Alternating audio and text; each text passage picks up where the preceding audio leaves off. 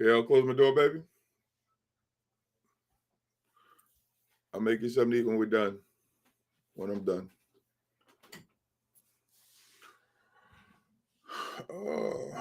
Okay. So let's get this straight.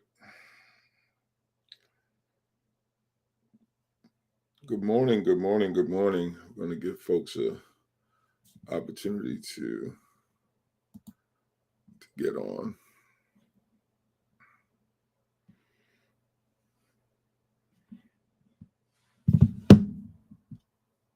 There we go. Oh, no, there we go.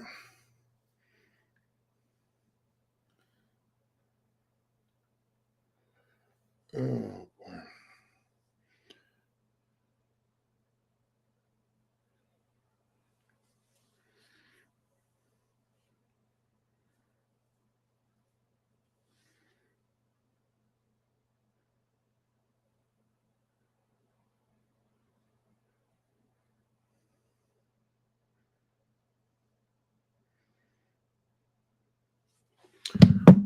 All right.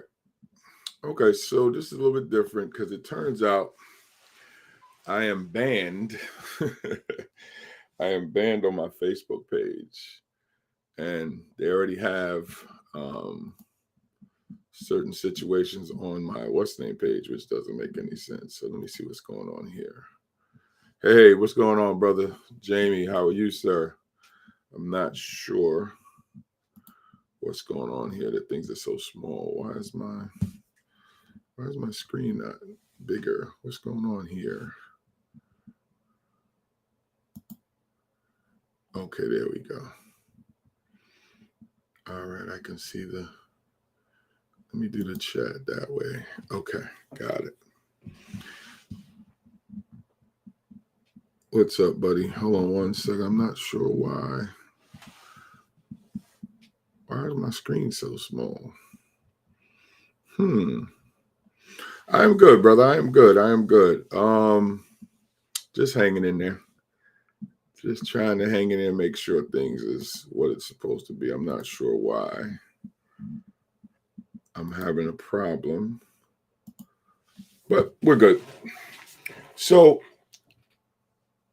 let me back up a second. I am Keith K.L. Belvin, crisis specialist, professional counselor, author, and educational consultant, former educator of 20 plus years.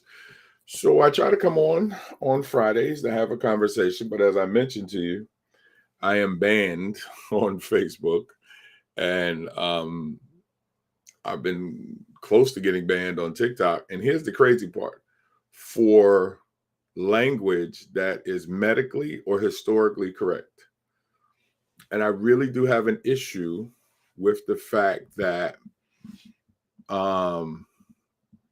the algorithms as they're set up only are looking at words. And when they see certain words, they automatically ban or say you have a community violation. And why that's concerning to me is because when you set something up that you don't have any context to what's going on, I have a big problem with that. Because how is the algorithm supposed to know the context in which you said something? And that is dangerous, because then the question becomes, who's programming the algorithm? And what are they programming the algorithm not to let people see? And anytime you hide information from people, you're putting them in a position to be controlled, because you're not giving them all of the information to make the best decisions. And so I have a little problem with that. I really do. And I think what's sad is that there's not enough people who are complaining. They're complaining about it, but I'm not sure what's being done. Let me say that. I'm not going to say that people are not complaining, because they are. I just don't see, excuse me, enough being done. I see a lot of complaints, like folks complain to TikTok. They literally make videos as if they're talking to TikTok. I don't see that as much on Facebook. And then it just, we have to actually sit and write formal letters, make phone calls, that type of stuff. Okay. But with that said, I wanted to have this conversation about the Jazzman Blues. I'm not going to be too long because this was more of, I wanted to see how many people come on. But, you know, JJ, me and you are going to have this conversation. It's on right now because I watched it a fourth time. And I have found that each time I watch it, I enjoy it. And I have ADD. So every time I watch something, it's almost like I'm watching it for the first time because my mind gets stimulated as if it's the first time. Plus, I can pick up on things I might not have seen the time before. So I literally could watch something 10, 15 times. Here's something that I found interesting. I had said the first time I saw this, I didn't believe Tyler Perry wrote this because of how well it was written. And I'm not saying that the other stuff that Tyler Perry has done was not good. I'm not a Tyler Perry fan, but this did not strike me as something that he wrote. And then when I went and did the research, yes, he wrote it and he produced it. And I got to just tip my hat to him because I believe it's very well crafted. I believe the plot twists and the tweaks and the places that he took you with his writing, with his direction. I gave the movie an 8.5, depending on how you look at the characters. But I thought it was very well done. And I think he took a couple of pages from the way Spike Lee produces movies too, to give you little twists and turns. And I think that's super important as well, is when you can kind of let the story breathe and go somewhere. And then when it gets there, a person goes, oh, okay. Now, some things, of course, you can figure out. Some things when you're watching a movie, you're going to be able to figure it out. You're going to be able to kind of go, okay. Plus, this one I like.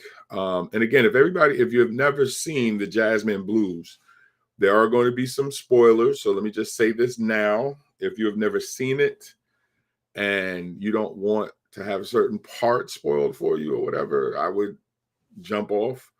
But I'm going to try not to give away certain twists and plots because I think that helps to make the movie more enjoyable if you've never seen it.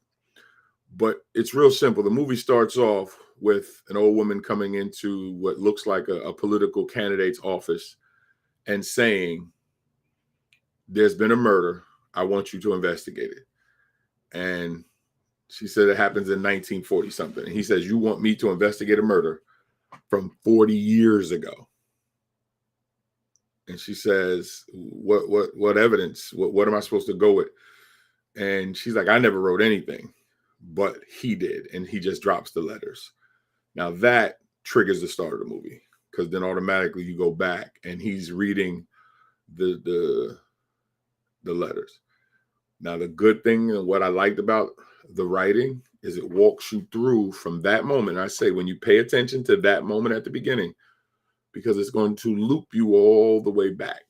So the fact that that nugget was given away at the beginning, it now sets your focus on, okay, let's solve this. Let's solve this. So the fact that you already know it, the question becomes the who, the what, the where, the when, the why, and the how. And anytime you can keep that thought process in place and drive people with the story, touch on many different things within the story to get to a culmination where you kind of go, you did a good job. So that part, fantastic. But what I want to focus on is a couple of things, right? One is, and these are the things that I want to talk about: the love, the selfishness, and the abuse from the movie. Okay? The love, the selfishness, and the abuse.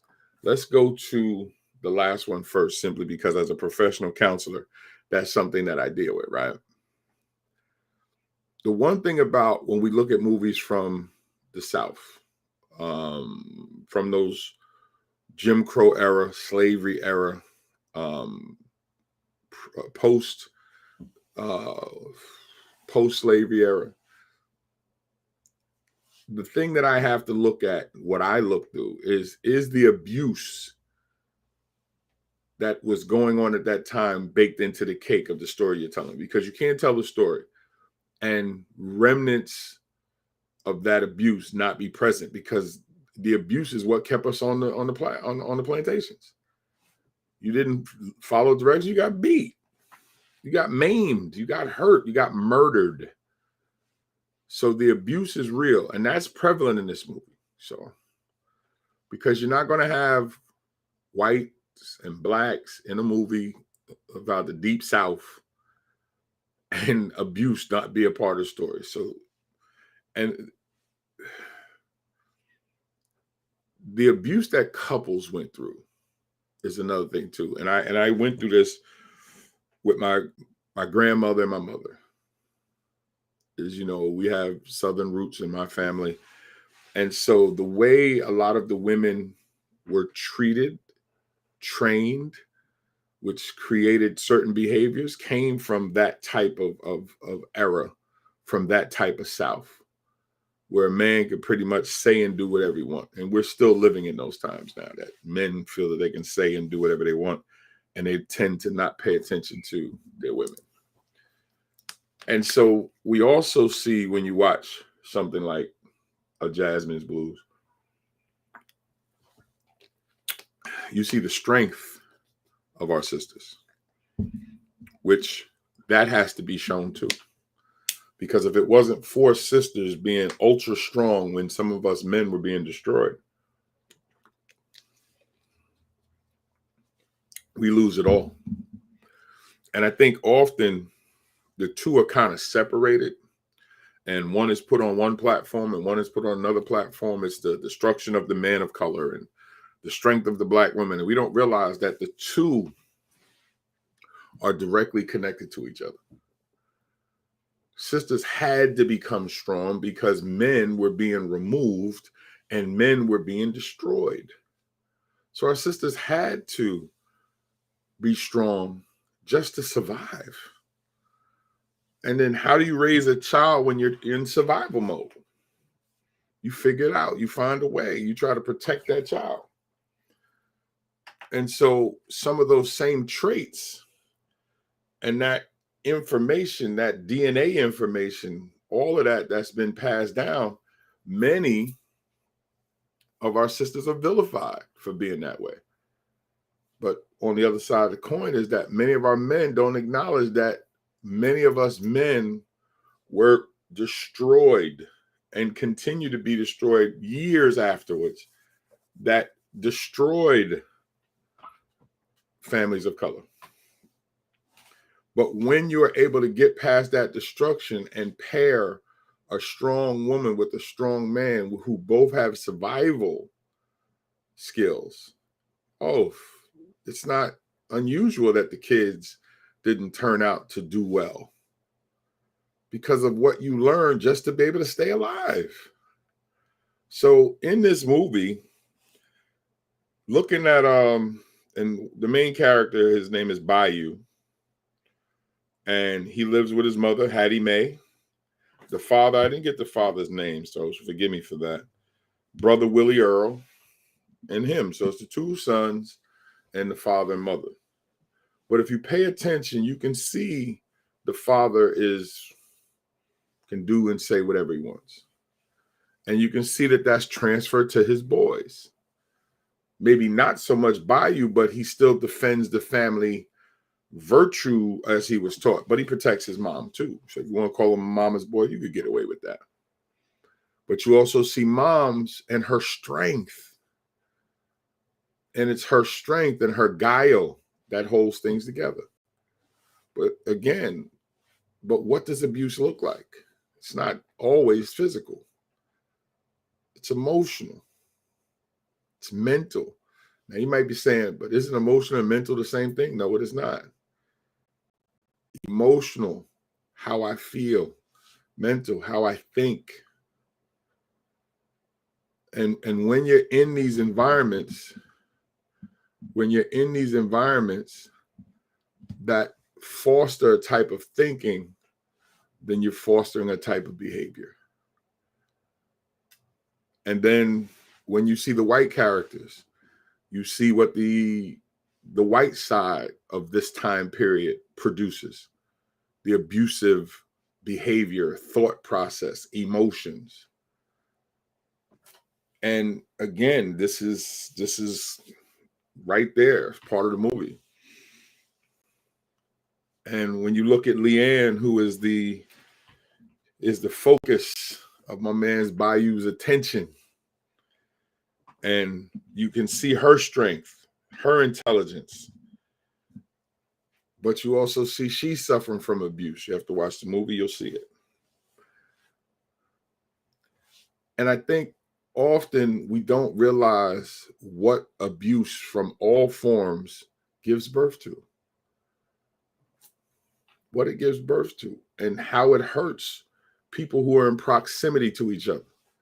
How family members abuse other family members, how husbands abuse wives, how brothers abuse each other, and how people who are in power abuse people who are impoverished. Simply put, rich people will tend to abuse poor people if they don't have great moral standing. That's prevalent in this movie as well. And again, I'm trying to make sure I don't give away too much, because I want you to be able to enjoy it without me pointing out certain things for you. And I really think Tyler Perry took some time with this one. I think he took some time to really explore, and we all get better as we go. We all get better at what we do. So I'm not super shocked. I just, like I said, I wasn't a Tyler Perry fan, but I believe in, and maybe I should go back and watch some of his previous stuff. But this one I like. This one hit home. But he draped the abuse in, he baked the abuse into the cake. You felt it. You understood it. And even if you weren't a person of color watching this, you got it. But now let me move on to something else that I pointed out. The selfishness, right? Now, selfishness is big in this movie. For me, it was the thing that stood out first over the love. That's why I'm saving the love for last. But selfishness was the biggest thing, because selfishness is the thing that can destroy anything. When you get to a position that you only think about yourself, you have reached a point where you can literally allow the people to be hurt, the people around you to be hurt. Yeah. When you don't focus on others, when you only make it about you, when all you care about is you, the danger and the damage that you can do is just devastating. And sometimes there's no coming back from it. And that's prevalent in this movie, even though in some cases, at the time, the character thought that was the best move, that being selfish at that moment was the best move. And many of us do. Yes, you can do things in a way that you go, I want to do this because this is what I want. And your intentions may be okay. Doesn't mean that it's a smart move, but it's what you want. So you think about yourself. This is what I want to do. And this, oh my gosh, between Bayou, Leanne, the mother, the brother, the father, even the moms who was the rock, the sheriff, his brother, selfishness. Just, I want what I want, and I'm gonna do what I do. Sissy is the other one. Sissy even showed selfishness. Just, he needs to know. Let me tell you something with that, right? When we make moves that are connected to people, we need to stop and consider how what we're about to do is going to affect people. Now, I have to be honest. I have been guilty of making many moves where I didn't concern myself with other people. I am guilty of that. And in doing so, have hurt some very quality people. And when you've hurt people of quality, if you're lucky enough to get other people of quality to return to your life, at some point you got to mature. At some point you got to grow. At some point you have to stop, because there's a point when your decisions and your actions and the pain that you cause could cost you everything. And here's the crazy part, especially for those that believe in karma, universal justice, God's will, whatever you want to call it. God said the wages of sin is death. Now, as I teach all the time, he never said what type of death. And there's various forms of death: social death, financial death, death of your peace, death of relationships, death of your health, death of your wealth, and of course, death of the body. So when you knowingly go out here and embrace sinful behavior, you are inviting one of these deaths to the table. And when they come, and they will come, you often will pay more than what you actually gained at the moment. That's why it's better to make amends on your own first. Try to limit the damage of the comeback. Ask for forgiveness. Get yourself together. Mature. Give back where you can. Many of us, we don't do that. And in this movie, selfishness was present. And the crazy part is everybody took a hit. Everybody took a hit because they wanted what they wanted. They were going to do what they were going to do. And everybody took a hit. Everybody faced some pain in this movie. Even the folks who was inflicting the pain, if you get to the heart of it, if you stop and think about it, if you let the story go what wasn't shown, meaning that the result, if you let yourself go with the result of, yeah, they feeling that too. And that's what makes the full circle part that Tyler put together. When you get to the end and you see how he wraps the story up, you get to ask the question, was it all worth it? And that's normally the question that we don't ask at the beginning. God says, count the cost. Many of us don't do that. We don't. But actually, God knew to tell us that, because once we put certain things into motion, it can get away from us quickly. And then we don't even realize that he had already saved us from something. And many of us will go right back to the very thing that can destroy us. I'm just saying. And so selfishness is prevalent. And yes, I'm leaving it vague for a reason. But as I said, Bayou was the only one who I don't believe was selfish. But because he was surrounded by selfish people, there was an effect. His mother, as giving and as caring as she wanted. Well, sometimes being stubborn is selfish. Sometimes just know this is what I am, this is what I think, this is what I do. You're not going to tell me. Yes. And tell me how many times you've been around a selfish person who might have good intentions, but you still know herself, especially some of our older brothers and sisters. Leanne,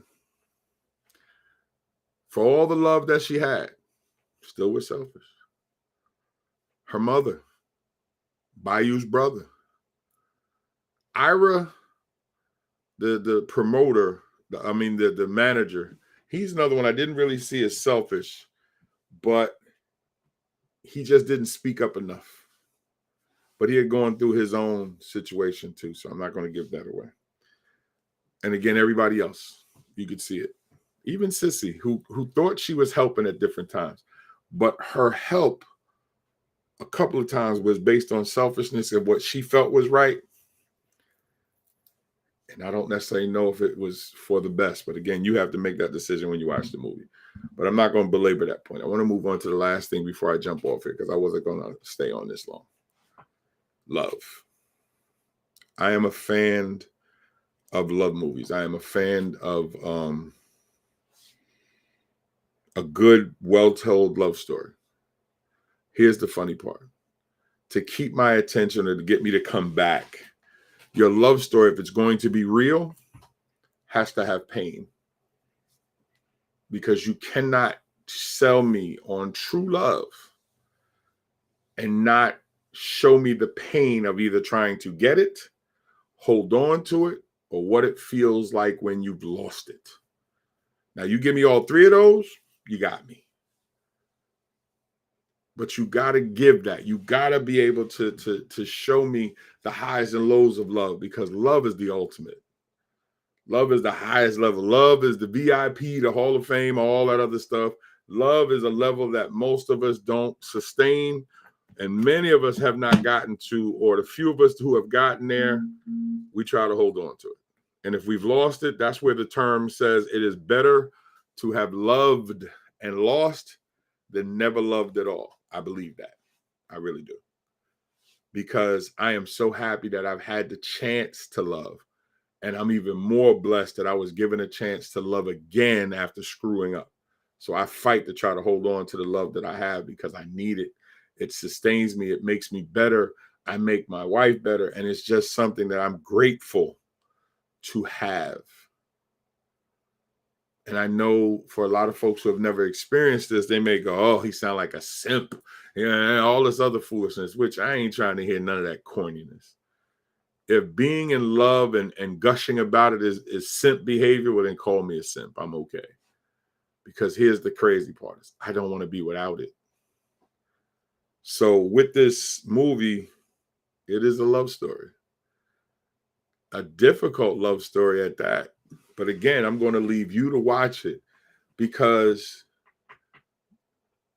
with fantastic love comes fantastic pain. Tyler tapped into that. Tyler gave you that. Tyler Perry gave you that. And by the time we get to the end, you're stuck with, you have to take a deep breath. And then you have to replay it in your head on what does that mean to you. And little symbolism that Tyler Perry uses helps too. Don't get lost in the symbolism. He really used the design of the film. And again, I think it's important, because we don't always get to ride off into the sunset. Or we get to ride off into the sunset, but something's wrong. Or we get to ride off into the sunset, but somebody had to be left behind. Whatever it is, if it's going to be a real adaptation of love, pain has to be there. And this movie captures that. It does. That's why I think I enjoy it so much. Is that I understand what happens when you create that type of pain, and I understand what it is when you have that type of love. So I want to say this to anybody listening to this, watching this. Take some time out and watch a Jazzman Blues, right? But I want you to see the effects of the abuse. See if you can see the selfishness, and see if what I'm talking about love stands out to you. I want to see that. And then hit me up. Post it on my Facebook page, my YouTube page, my LinkedIn page, my TikTok page, my Instagram page. You tell me what you got from the movie, and then you can come back to this video here and share with me, and we can get into that conversation. And so I'm going to stop here, but I hope that when you watch this, put hashtag replay. That lets me know that you watched the replay. If you watch it on YouTube, make sure you subscribe, hit the like button, hit the subscribe button, and that lets me know. That's the best way to let me know that you enjoy the content. And then, of course, share it. Share it on your page. And then when you share it, tell somebody why you shared it. Now, with that said, you know, I am a professional counselor, and often people say, well, Keith, how can I reach you? Here you go. Let me just give you that first, right? Here's how you reach me. All right. If you need to set up a private call, my information is right there. You go to my Linktree link, which is simply Keith_KL_Belvin. You just go to linktree.com and you just go ahead and put in my name. You'll find me. Okay. And then you can set up a free discovery call because I would love to be able to have a conversation with you if you need help. So what I do. Also, if you are a member of a church or a church leader, and your church doesn't have a mental health ministry, meaning that your church is not providing mental health services for you or the other parishioners, reach out to me or give my information to your pastor. There it is right there.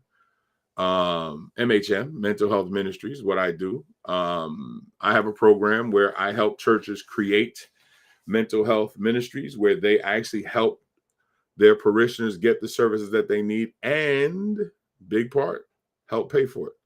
Yes. Once you pay what you can pay, I talk churches into an agreement to help you out by paying what you can't afford. That way you can get the services that you need. Your church gets to be able to assist you, and I get to be able to work with both of y'all. Yeah. So if that's interesting to you, there's my email. Reach out to me. Would love to talk. Pass that on to your church leader. If you would like me to speak to your church leader directly, hit me up and say, Keith, here's my church leader's information. If you want to remain anonymous, you can, because I know some churches, their pushback is real. But either way, I'm here for it. Or if you want me to mention your name, I will. We can do that. I'm currently working with a couple of churches, local and outside of the state of Delaware. So I'm here for it. And real quick, I want to leave this with you also, right? Y'all know that I'm a man of faith. And this right here is what I lean on. One of them anyway. There's a few scriptures that I lean on. This one right here, carry each other's burden, and in this way you will fulfill the laws of Christ. The laws of Christ are the 10 commandments. When we help others, we align ourselves up with what God is asking us to do. Telling us what to do in the 10 commandments. And I lean on this because this is why I do what I do. I believe it is my job. I am charged to use these talents that God has given me to help other people. And that's what I do, or try to do anyway. Okay. So again, just Galatians 6:2.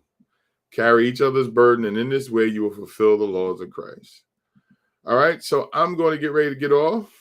Brother JJ, thank you so much for tuning in, bro. I appreciate you for watching. Hopefully more people will watch on replay, but either way, I wouldn't care if it is just the one person. JJ, I'm gonna talk to you as if I'm talking to 1,000 people. So again, I want you to remember, I believe when 2 or more people get together, we can fix the problem. Hence the hashtag we can fix this. Second, the only way that you and I can fix what's wrong, you have to initiate and bring me your pain. Hence the hashtag bring me your pain.